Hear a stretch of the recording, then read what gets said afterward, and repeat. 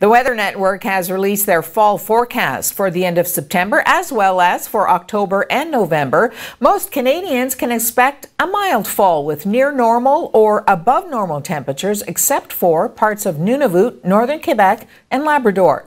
The warmest weather relative to normal is expected from the Maritimes to southern Ontario and across the far western side of the country, including BC, parts of Alberta and the Yukon. An official with the network says we'll experience a more gentle slide rather than a free fall as we make the inevitable transition from summer to winter. The International Festival of Races is scheduled for Saturday, September 29th, so the International Bridge will be closed to vehicle traffic from about 6:45 a.m. until 8:30 that morning. A half marathon and bridge run will both cross the bridge. This is the final planned public bridge event in 2018 that will require a temporary bridge closure.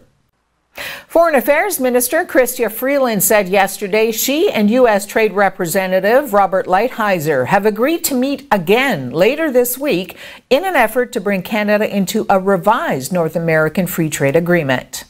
I've been in touch today with Ambassador Lighthizer and his team, and we agreed that we would continue to talk in Washington later this week. The specifics of our calendar we haven't quite yet worked out. This is a very intensive phase of the negotiations.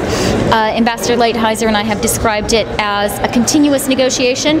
At the officials level, officials are working very, very closely. A lot of people are engaged in this effort, and we're talking a lot on the phone and by email, but there are some conversations that it's better to have face to face, and I think that it's absolutely the right thing for us to meet this week. South Korean President Moon Jae-in arrived in North Korea today for his third and possibly most challenging summit yet with leader Kim Jong-un. He's hoping to break an impasse in talks with the United States over the North's denuclearization and breathe energy into his own efforts to expand and improve relations between the Koreas. The Ontario government will be in court today seeking a stay of a court decision that upended the province's plans to cut Toronto City Council nearly in half in the middle of an election campaign. Last week, Justice Edward Belababa ruled that Bill 5, which slashed Toronto's council to 25 seats from 47, violated freedom of expression rights for candidates and for voters. Premier Doug Ford has since reintroduced the bill and invoked a constitutional provision known as the Notwithstanding Clause to forge ahead with the council-cutting plan. But the new bill won't be up for a final vote until Thursday at the earliest, and city staff have said the chances of running a fair election on October 22nd shrink with every day of uncertainty that goes by. The stay application could result in Belababa's ruling being put on hold until a formal appeal is heard.